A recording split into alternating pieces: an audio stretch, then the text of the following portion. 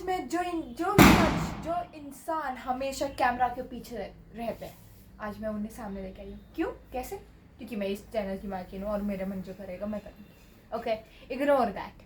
ठीक है, तो आज हम आपसे सवाल पूछेंगे और आपकी खाल खड़ी करेंगे। खाल निकालोगे? हाँ। अच्छा, खाल We are खड़ी gonna करोगे? expose you. Yeah, I'm ready for that. Okay, सबसे पहली बात, आप इतना गेम्स के लिए आप बाहर जाते हो, तो आपके दिमाग में कभी एक प्रश्न नहीं आया कि आप अपने बीवी और बच्चों को भी साथ में ले जाएं? नहीं, देखो, इंडिया वांट्स टू नो।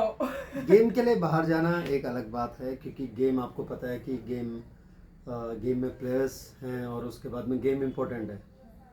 जहाँ तक बीवी और बच्ची की बात है, तो वो ये है कि अगर आप लोगों के साथ जाऊंगा, यानी कि बीवी और बच्ची के साथ जाऊंगा, तो आपको ज़्यादा टाइम देना पड़ेगा। तो मैं नहीं चाहता कि गेम आपकी वजह से गेम छूटे या आप वहाँ पर जाओ। ये बात हो रही है वहाँ की, जहाँ वेन्यूज पे है ना, जहाँ कंपटीशन होता है। तो इसलिए हम लोग वो दोनों अलग अलग प्लान करते हैं। वो दोनों अलग अलग प्लान तो होते हैं, लेकिन ज्यादातर समय आप गेम की वजह से बाहर ही रहते हैं। तो कभी आपको मतलब याद नहीं आती? याद आती है। याद आने के बाद में कॉल करता हूँ ना, मैं कभी कभी कॉल करता हूँ। हाँ, ये बात अलग है कि थोड़ा कम करता है। ये याद सिर्फ फोन के सामने आती है, वैसे नहीं आती। नहीं आती है, बिल्कुल याद आती है, क्योंकि जब भी मैं बाहर रहता हूँ तो जब तक ग्राउंड में हूँ या ग्राउंड से तब तक तो नहीं आती, सही बताओ तो। लेकिन उसके बाद जब भी जैसे रूम पे आए और उसके बाद में बैठे हैं या कुछ कर रहे हैं, तो याद तो आती है। आप रंगे हाथों पकड़े जा चुके हो। अच्छा। हाँ। और मुझे ये जानना है, आप रोज ऐसी वीडियोस के लिए अपना कंटेंट कहाँ से लाते हैं? कंटेंट तो मिल जाता है। अगर आप दुनिया में घूम रहे हैं और अगर सबको देख रहे हैं, तो कंटेंट तो मिल जाता है। और आपको एक ऑब्जर्वेशन होना चाहिए। एक अगर आपको ऑब्जर्वेशन है, अगर आप ऑब्जर्व करते हैं चीज़ों को, तो कंटेंट मिल जाता है आपको। कंटेंट तो मिल जाता है। और जब भी आप ये कंटेंट बनाते हैं, जब आपको कोई अपना वीडियो बनानी होती है, डांस या फिर उन सब चीज़ों की, तो आप किससे वीडियो बनवाते हैं?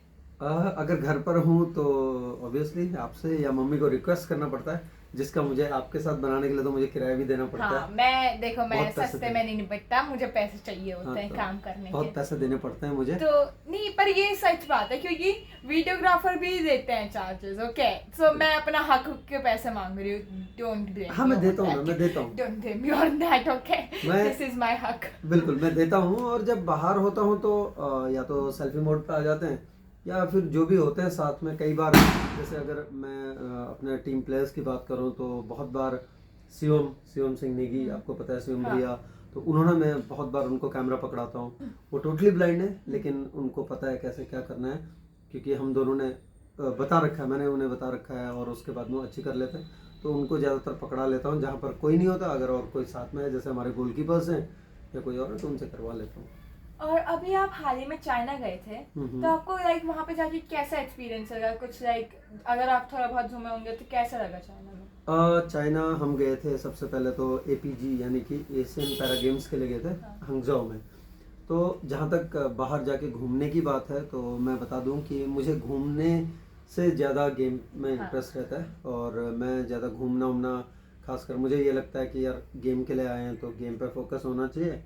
और क्योंकि टीम का ऑन फील्ड और ऑफ द फील्ड दोनों चीज़ें देखते हैं, तो मैं घूमने पे ज़्यादा वो नहीं करता। लेकिन हाँ, जितना भी हम लोग गेम्स विलेज से बाहर गए और उसका वेन्यू तक जाते थे, दोनों में थोड़ा डिस्टेंस था, और उसके बाद जाते थे तो अच्छा है, काफ़ी प्लान है। और उसके बाद में क्लीन बहुत था, बहुत हर चीज़ ऑर्गेनाइज था, बहुत अच्छा था, हर चीज़ अच्छा था।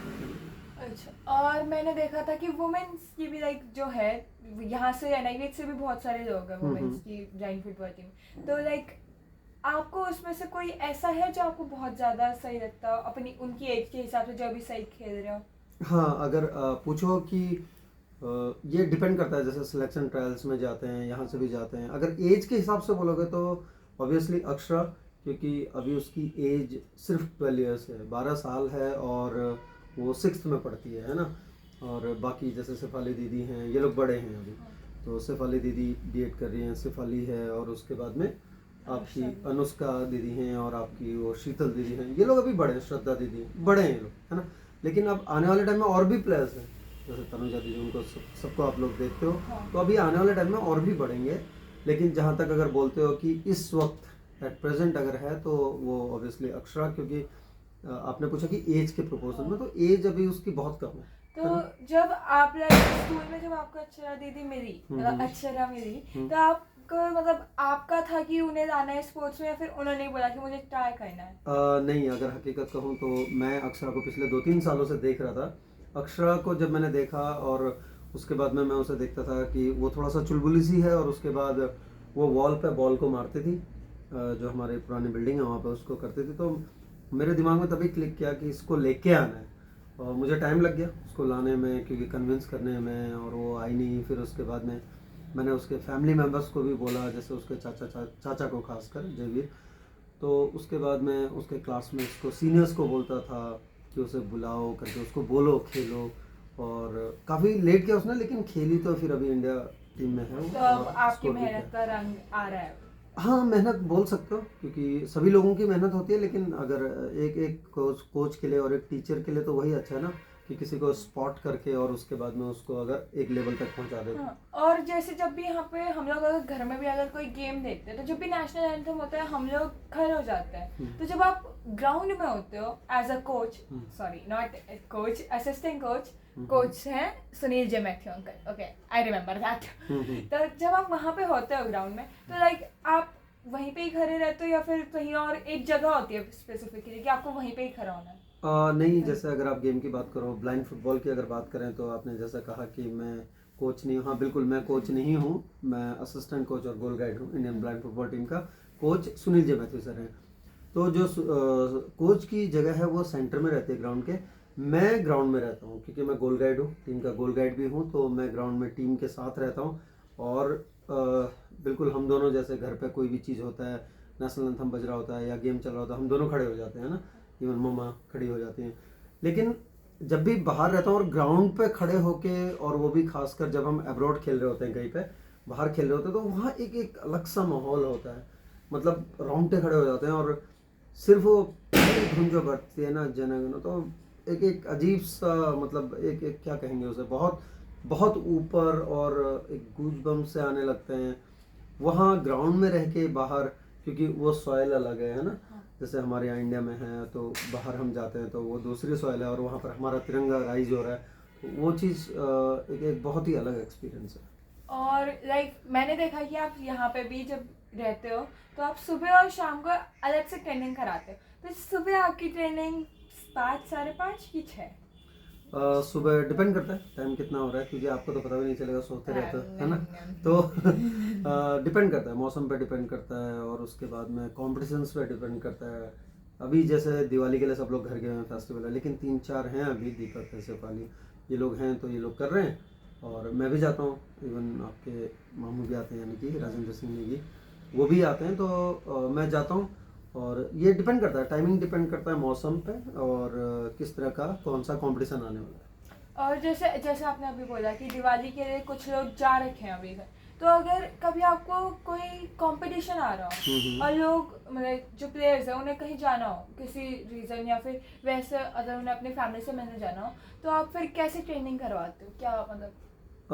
नॉर्मली जैसे जब कोई कंपटीशन होता है तो मैं बहुत कम अलाउ करता हूँ, क्योंकि आपको, अगर आप जाओगे तो जो चीज़ हम कर रहे हैं वो चीज़ फिर डाउन हो जाएगी, है ना। लेकिन जब भी हम लोग करते हैं और उसके बाद में अगर घर जा रहे हैं, तो मैं घर के लिए भी वर्कआउट देता हूँ। उनको बोलता हूँ कि एटलीस्ट अपने फिटनेस आप उस लेवल तक रखो, क्योंकि अगर फिट रहोगे तो स्किल्स हम आने के बाद भी कर सकते हैं। तो अगर बहुत ज़रूरी नहीं है जाना, कई बार ऐसा होता है ना कि हम जाना चाहते हैं लेकिन उतना ज़रूरी नहीं होता, और हमारे नहीं जाके भी काम हो जाएगा। ये सुनने में ज़रूर सबको आपको अलग लगेगा, लेकिन कई बार क्या होता है कि हमारे नहीं जाने से भी काम हो जाएगा। तो अगर ऐसा है तो मैं कोशिश करता हूँ कि उस टाइम में फिर उनको रोकूं, मतलब आप ताकि बोल रहे थे प्रैक्टिस कि जैसे उस हो। चीज़ से लड़ना, और आप उन्हें फ़ोन पे लाइक फॉरवर्ड कर देते हो कि ये करना है। हाँ सही सही, सो मतलब फ़ोन से एक चीज़ तो हो गई, काम बिल्कुल। एक काम हो जाता है। तो बिल्कुल। उसके अलावा जो आपका स्पोर्ट्स है, मतलब आपने सोचा कैसे कि आपको ये वीडियोस के थ्रू ब्लाइंड फुटबॉल को बताना है, लाइक थोड़ा सा उसका कंटेंट बनाना है? अच्छा, मैं जब शुरू में आया और उसके बाद में जब हम लोग खेलते थे ना, हम लोग खेलते थे, तो मैं नॉर्मली पहले, आपको पता है मैं ग्राउंड में फ़ोन यूज़ नहीं करता। और उसके बाद में हमारी कोई टीम नहीं है बड़ी, लेकिन कोई लड़के जैसे भैया लोग हैं आपके, तो उनको पकड़ा देता हूँ, कभी कुछ करना होता है। फिर जब मैंने देखा यार हम लोग खेल रहे हैं, लेकिन हम लोग खेल रहे हैं और खेल के अगर किसी को पता ना चले तो फिर बाकी लोग कैसे आएंगे, या दूसरों को कैसे पता चलेगा कि ब्लाइंड फुटबॉल भी कुछ होता है। तो मैंने फिर क्या किया कि अपने जो हमारे ट्रेनिंग सेशंस हैं, या हम कहीं पर जाते हैं खेलने के लिए, या कोई एक्सरसाइज कर रहा है वीआई, तो वो चीज़ें अपने यूट्यूब चैनल पर डालना शुरू किया। और उसके बाद में फिर उसको देख के और लोग भी मोटिवेट हुए, इंस्पायर हुए, ताकि और लोग भी आ सकें। और आते हैं, कई कॉल्स आते हैं और कई लोग पूछते हैं कि ये कैसे खेलते हैं, या इस सोसाइटी में एक ऐसा है तो वो भी खेल सकता है, क्या पूछते हैं। तो आपके इन वीडियोस की वजह से बहुत सारे लोगों को हेल्प मिली है कि वो ब्लाइंड होने के बावजूद और काम कर सकते हैं लाइक फुटबॉल में, और वो अपना लाइक स्कोप ढूंढ सकते हैं। हाँ बिल्कुल बिल्कुल, जो विजुअली इम्पेयर्ड हैं वो आराम से पता करके, जब उनको लगता है कि ऐसी ऐसी चीज़ें हैं, और वो कईयों का कॉल आता है और कॉल आने के बाद में वो पूछते हैं कि और भी कुछ है क्या करके, तो मैं उनको बता सकता हूँ। तो अगर जब आप ऐसी कुछ कंसल्टेंट देते हैं या फिर कुछ भी लाइक बताते हैं उन्हें इन सब चीज़ों के बारे में, तो आप ये क्या चीज़ मन में रख के कर रहे हैं अभी, आप ये जो आप कर रहे हैं काम, वो मन में क्या वो देखे था? बहुत इंटेंस क्वेश्चंस पूछ रही हो, अब तो बहुत मैच्योर लग रहे हो। वो मन में रख के मेरा एक ही चीज़ है, जैसा कि मैं अक्सर बोलता भी रहता हूँ मम्मा से और आपसे, कि मेरा ये है कि कहीं भी अगर मैं किसी एक को भी हेल्प कर सकूँ और गाइड कर सकूँ, तो मेरा मकसद सॉल्व हो जाता है ना। तो वही है कि मन में बस मदद करनी है दूसरों की, वही चलता रहता है। और दूसरों को अगर मैं गाइड कर सकूँ, मेरी वजह से अगर कोई कुछ कहीं तक पहुँच जाए, तो एक सुकून मिलता है। तो इससे पहले आप और स्कूल में भी पढ़ा चुके हैं, है ना? बिल्कुल। और एक बार एयरफोर्स में भी रह चुके हैं। बिल्कुल। तो लाइक उधर से पहले एयरफोर्स में रहने के बाद फिर ब्लाइंड फुटबॉल में कोच बनने का मतलब डिफरेंस एंड कैसा एक्सपीरियंस रहा? एक्सपीरियंस अगर आप बात करो इंडियन एयरफोर्स, क्योंकि तब तो आप तो बहुत छोटे थे ना, 2-2.5 साल के मुझे थे। कुछ याद नहीं रहता है, हाँ, भूल कर। बिल्कुल बिल्कुल। तो बेलगाम में बेलगावी है अभी वो, और आप तब वहाँ आए थे, तो वो एक अलग चीज़ था। इंडियन एयरफोर्स आप डेफिनेटली नेशन को सर्व कर रहे हैं, और वो एक बहुत अलग चीज़ होता है। उसके बाद में राना इंटरनेशनल स्कूल जहाँ मैंने पढ़ाया है ना, वहाँ पर आपने भी काफ़ी कुछ पढ़ा, और कई भैया लोग आपसे अभी भी मिलने आते हैं, है ना, जैसे आपके मयंक भैया, परम भैया, ये लोग अभी भी आप जानते हो, उनकी मम्मी भी आए थे। तो बाकी जब मैं यहाँ पर आया, ये दोनों डिफरेंट है, बिल्कुल बहुत डिफरेंट है, लेकिन अब कुछ अलग करना था, और मुझे लगा कि वहाँ तो बहुत कर लिया, अब पैरा स्पोर्ट्स में आ जाएं, पैरा स्पोर्ट्स में कुछ करने का। तो तब मैं यहाँ आया, और 2015 से यहीं पे कर रहे हैं। जैसे आपने बोला कि अब पैरा स्पोर्ट्स में करना है कुछ, तो आपको लाइक कहाँ से और कैसे पता चला कि पैरा स्पोर्ट्स के बारे में और ये सब, कि आप पहले से लाइक फॉलो कर रहे थे इन सब चीज़ों को? अगर मैं बताऊं तो पहले मैं स्पोर्ट्स, आपको पता है कि मैं स्पोर्ट्स पहले कर रहा था, है ना, इंडियन एयरफोर्स में एथलेटिक्स कर रहा था, और उसके बाद कोचिंग के लिए गया। पैरा स्पोर्ट्स उतना फॉलो नहीं कर रहा था मैं, अगर सच बताऊं तो देखते भी नहीं थे पहले हम लोग, है ना, लेकिन उतना आता भी नहीं था, कहीं टीवी में भी उतना नहीं आता था। लेकिन मामू यानी कि राजेंद्र सिंह नेगी, और उन्होंने जब बोला कि यहाँ पर ऐसा ऐसा है, क्योंकि मैं एक बार उनसे मिलने के लिए आया था यहाँ पे, तब मैं सर्विस में नहीं था यहाँ, तो तब मुझे लगा, जब यहाँ देखा, फिर मैंने थोड़ा बहुत देखना शुरू किया, और देखना शुरू किया, उसके बाद फिर थोड़ा फॉलो भी किया, और तब मुझे थोड़ा सा लगा कि यार ये फील्ड मतलब यहाँ पर भी मैं बहुत कुछ कर सकता हूँ, क्योंकि वहाँ से जो सीखा हुआ है इंडियन एयरफोर्स या बाकी जो पुराना स्कूल राना इंटरनेशनल स्कूल और डेगाना वाला जो था, वो सबसे सीख के उन चीज़ों का अगर मैं यहाँ पे करूँ तो बहुत आगे निकल सकते हैं, और जो विजुअली इम्पेयर्ड हैं यानी कि उनको भी मैं बहुत आगे तक ले जा सकता हूँ, यानी कि पैरा स्पोर्ट्स में। वहीं से ये थॉट आया। तो एक तरह से मेरे मामू, एक ये राजेंद्र सिंह नेगी, हाँ। वो एक तरह से आपके बताते रहे, जिससे आपको इंस्पिरेशन मिली कि आप इस फील्ड में आए। हाँ बिल्कुल थोड़ा बिल्कुल, सा। राजेंद्र सिंह नेगी हैं, फिर राकेश, दोनों मामू लोग आपके। तो जब भी उनसे बात करता था या वो करता था, तो फिर उसके बाद में मुझे लगा कि आना चाहिए करके, और आया, तो फिर कर रहे हैं। एक बहुत ही ज्यादा इम्पोर्टेंट क्वेश्चन, ये हमारे इस टॉपिक से थोड़ा अलग है, कोई बात नहीं, थोड़ा सा मिलता है, थोड़ा सा अलग है। कोई बात तो नहीं। लाइक जब भी आप ऐसे चीजें कर रहे होते हो बच्चों के लिए कुछ भी, तो आपकी वाइफ उसमें कैसा लाइक सपोर्टिव रहती है, या फिर कभी नाराज हुई है, या फिर कुछ ऐसा? इतना इंटेंस क्वेश्चन तो मुझे आज तक किसी मतलब इंटरव्यू में किसी क्या बोलते हैं मैच्योर जर्नलिस्ट और आरजेस ने भी नहीं पूछा है। बहुत जगह गया मैं, मेरी वाइफ यानी कि आपकी मम्मा, तो सपोर्ट, जहाँ तक सपोर्ट की बात है, और नाराज़ रहती हैं बोलोगे तो शायद मैं इतना कर ही नहीं पाता अगर नाराज़ होती मम्मा, है ना। और उसके बाद में दूसरा, जहाँ तक सपोर्ट की बात है, तो मैं जहाँ हूँ आज, जहाँ पर भी मैं क्या आप भी, तो ममा है इसलिए हम लोग हैं। तो ममा का इससे ज़्यादा तो क्या एक्सप्लेन करूँगा मैं। जहाँ तक ममा की बात है, बस हमारे चेहरे पर अगर मुस्कान है, चाहे मेरे चाहे आपके, तो वो ममा की वजह से है। ममा उतना डीप है हम में। ये भी है। बिल्कुल। तो देखो मेरा माइंड अब ब्लॉक हो चुका है, जितने भी क्वेश्चन मैंने आपसे पूछे, तो thank you very much for this.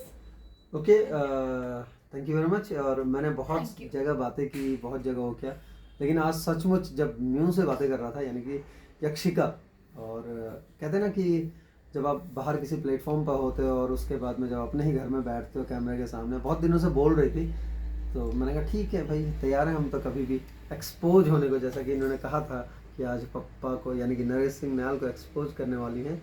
और मुझे भी बहुत मजा आया आपसे कैमरा के आगे बातें करने के लिए। वैसे तो क्वेश्चन हम आ लोग, गए थे मेरे दिमाग में। हाँ पूछिए।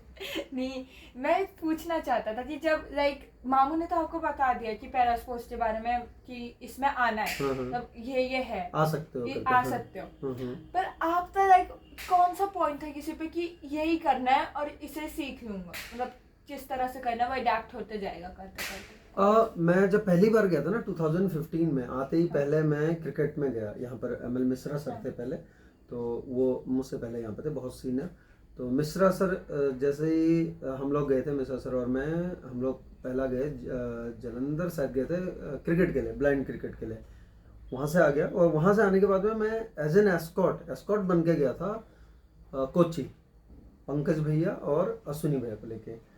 और वहाँ पर जब मैंने देखा, और वहाँ पर WK लू, यानी कि जो लू सर हैं मलेशिया के, आप जानते हो है ना, बहुत सीनियर हैं, तो उन्होंने जब देखा, और जब मैंने ब्लाइंड फुटबॉल देखा वहाँ पहली बार, तब मेरे दिमाग में आया, जब अश्विनी और मैं वापस आ रहे थे, हम लोग काफ़ी देर तक बातें कर रहे थे, क्योंकि पंकज तो चला गया था, वो सिलेक्शन हो गया था इंडिया टीम में, और हम लोग दोनों वापस आ रहे थे।